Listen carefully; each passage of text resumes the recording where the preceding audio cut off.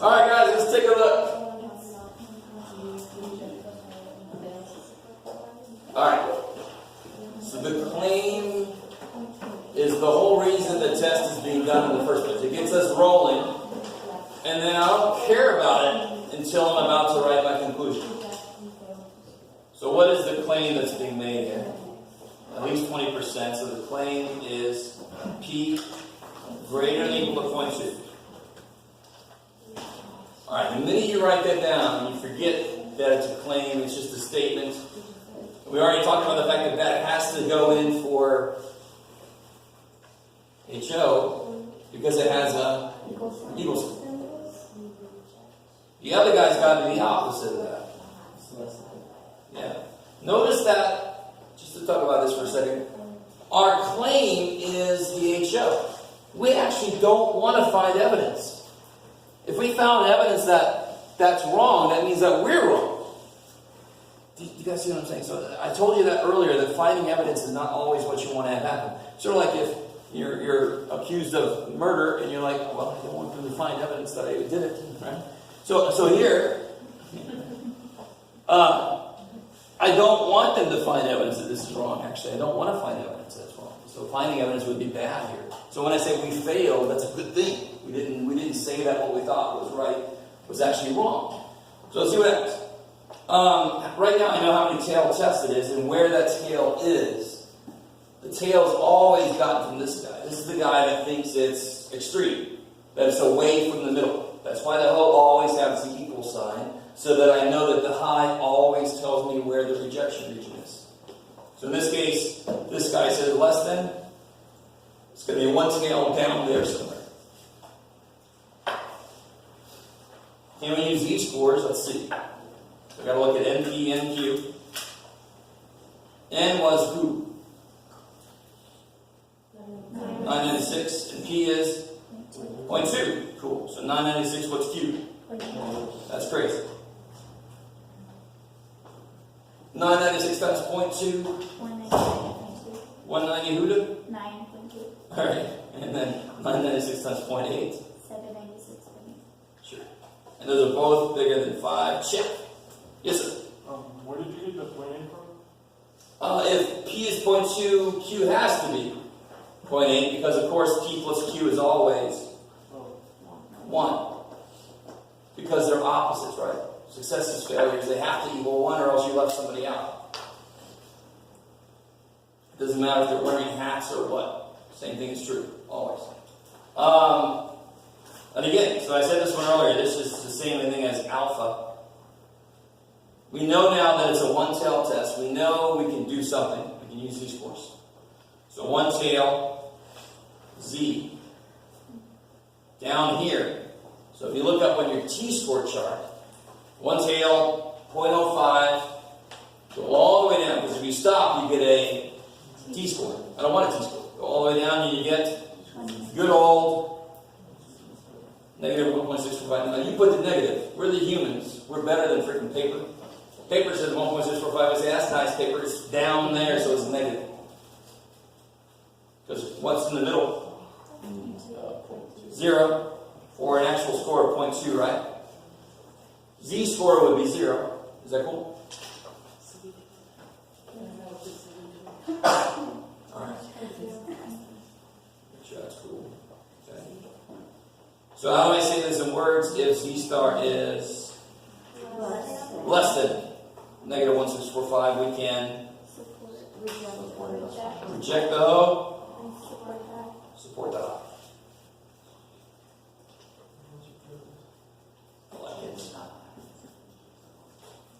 Yes? So, wait, why is it negative? 1.645? Just because it's down here. That's all. Okay. The Z-scores, that's a Z-score, right? Z-scores always have what in the middle?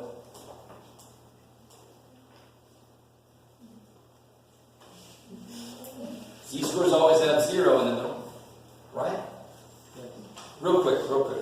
If I use this formula and I put 0.2 here, if I change the 0.2 into a Z-score, I get 0.2 minus 0.2, I get 0.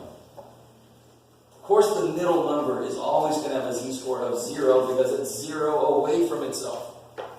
So yes, that is 0.2 as a percentage, but it's 0 as a z-score. So the negative 1.645 is definitely down there, always.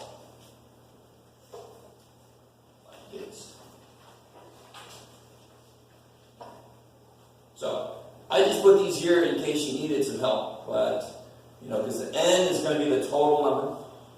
996. X is the number of successes. 183. And 183 divided by 996. 184. You round correctly. So that's my p hat. That's my data that goes here in the first place.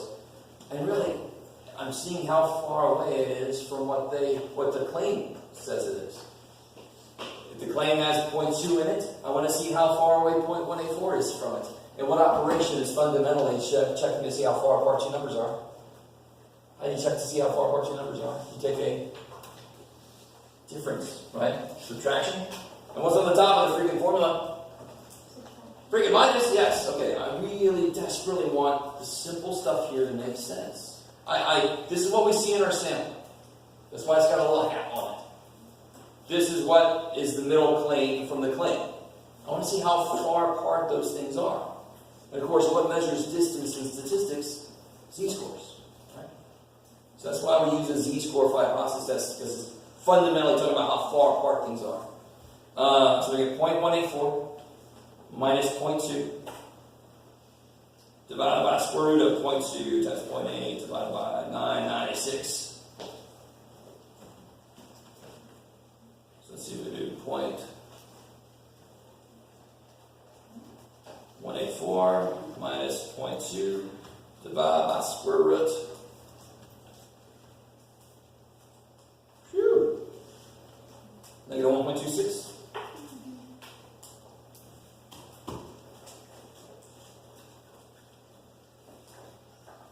Anybody do this too? The other thing I asked for? It's normally a good idea to do what I asked for. I don't know if I have any z-score charts with me. So if you look up negative 1.26,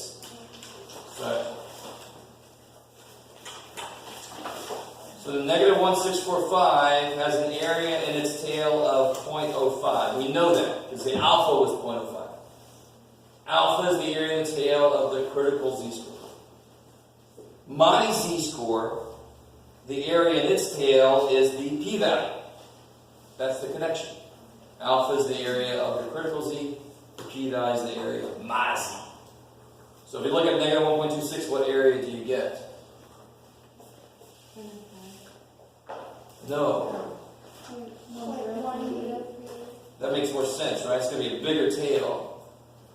Ends up being about twice as big as this little tail right there. So again, I want this p-value. Remember, this is the whole thing that's hinging on. I want it to be small if I want to find evidence. That's what we started with before we got to this whole, all the details.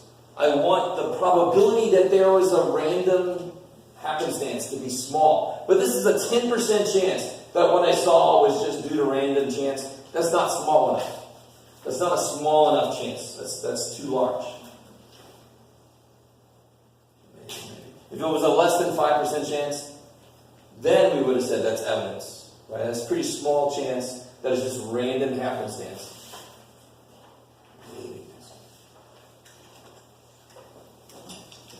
Let's see. So, what do we say right here real quick? We can say, did we make it far enough away?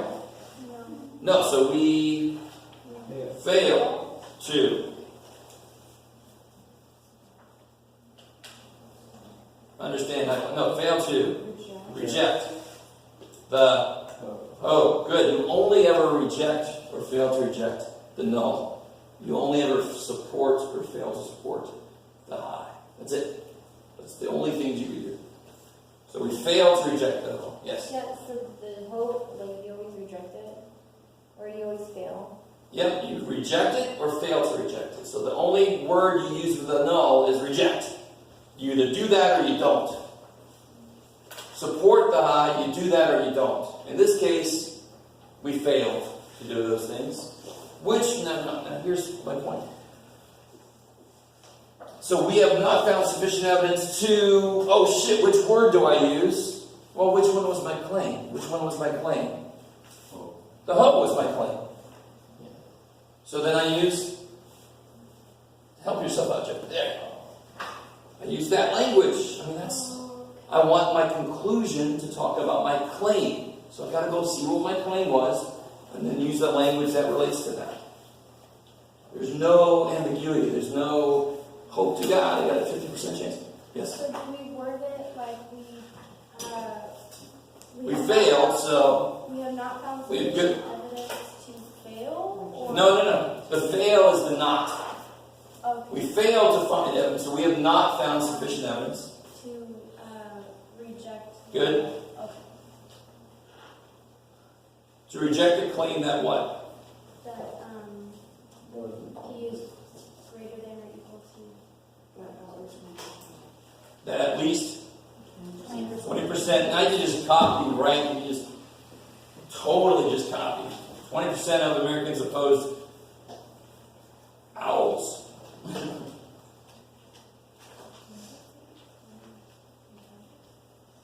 You guys remember that? Occupy Wall Street?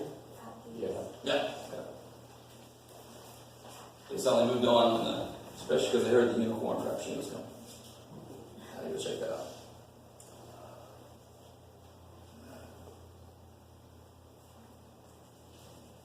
Okay, let's do this. Let's do this one together, and then I'll let us out of here. 'Cause I think I'm about to move my voice anyway.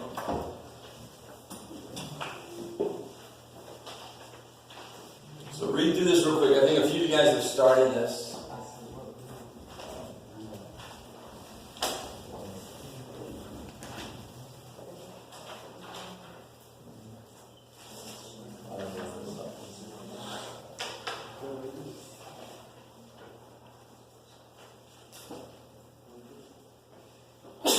Bless you.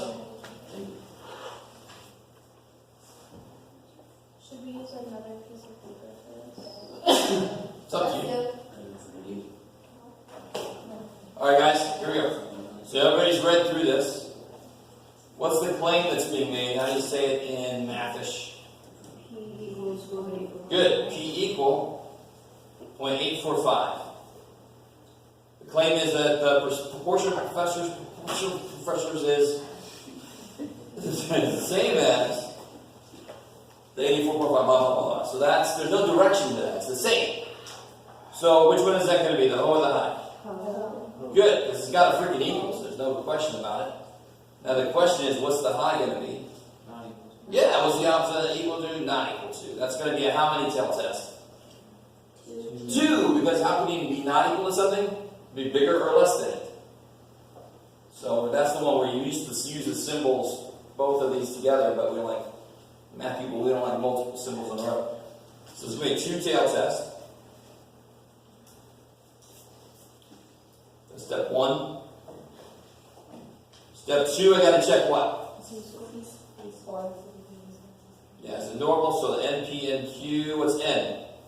322. Good, 322. What's P? No. 845. 845. So N, Q would be 322 times. What's Q going to be? 155. 155. I like it. Those are both going to be bigger than 5, whatever the hell they are. What do you get for them? You should get the numbers. 272.09. 49.91. Yeah, so they're pretty good. Good.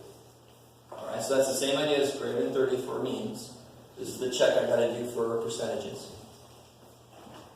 For means, I need to be normal, and I need to know which standard deviation I am. 2 things. Here are 2 things. I need to know NP is greater than 5, and I need to know NQ is greater than 5. There's 2 things to check. Yes? What's the top number? Top number? What do you mean? Oh, 329 is like 272 point something or other. Right.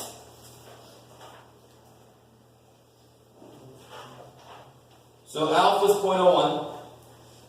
It's a 2-tail test. Z-scores.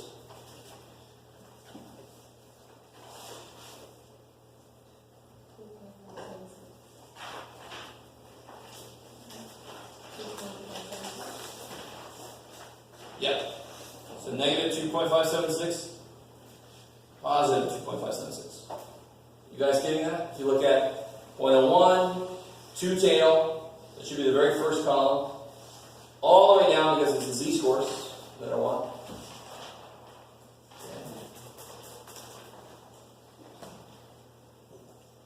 So if z star greater than 2576 or z star less than negative 2.576, Jeff, there you go.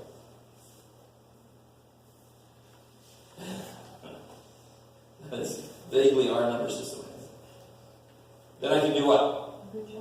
I can reject because I get into the rejection. It's crazy. Bless you. Reject the hoe, support the high.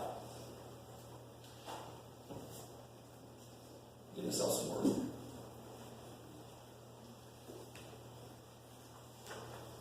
So now that I've set up what far enough away is, I can go either way because I'm fighting against the idea that it is this.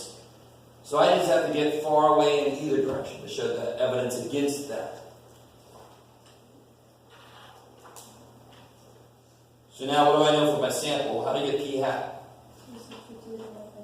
Yeah, 262 divided by 322 is who?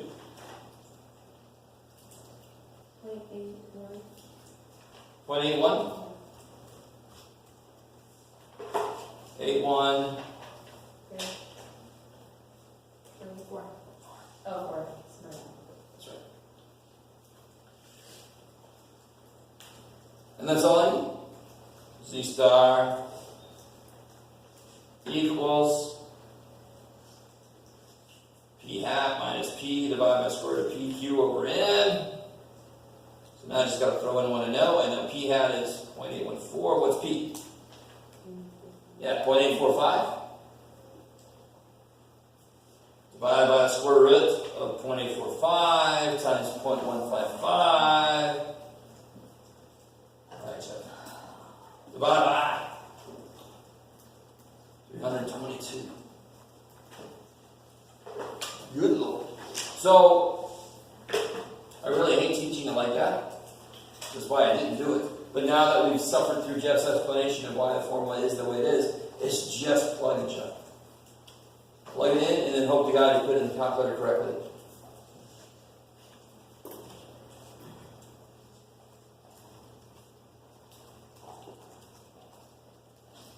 No, Jeff.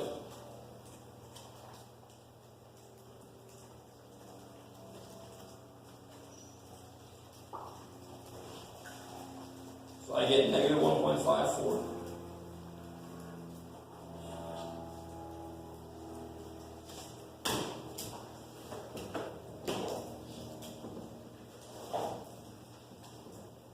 Did we make it far enough away? Nope, we're just like right there maybe. So right there maybe. We didn't make it far enough away. We're still relatively close to the middle. We haven't shown evidence that the middle is not there, it's somewhere else. So we fail. Again, man, to reject the null. Fail to support the high.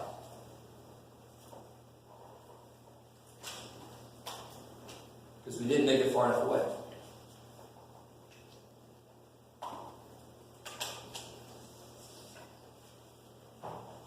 So before I write the conclusion, again, just to say this again, the whole idea of a hypothesis test is, if the mean is in the right place, any sample I randomly take should be close to it.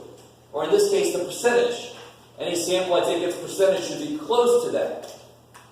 There's a chance I'll get a sample that is really far away, but the chances if I get far enough away, it's so small chance that it's more likely that the middle is not where they think it is, that it's actually somewhere else. In this case, we didn't make it far enough away. What's the p-value for this? Now, this is one where it's going to be a little freaky. What do you get when you look up negative 1.54? 0.0618. 0.0, what is it? 0.0618. And you got to double that. Why do you think you got to double that in this case? Because this is a two-tailed test. Exactly. I like it. Just to make it fair, I cut alpha in half, so alpha is actually double what I have on each side I double that to make it the p-value. So 0.1236.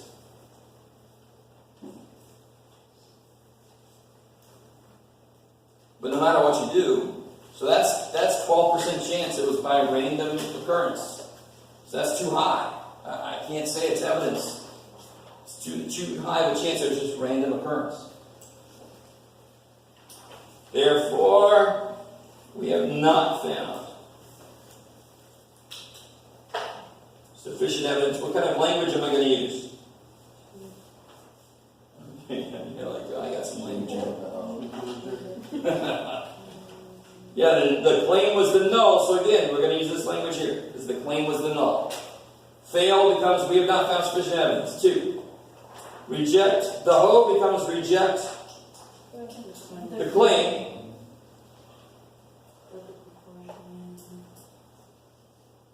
That the percentage, where'd it go, of professors who feel that way is 0.845. Just get some, just copy right from the class. It's crazy. Just let that be easy. Just don't say to reject the hoe and stop. Alright, that's plain.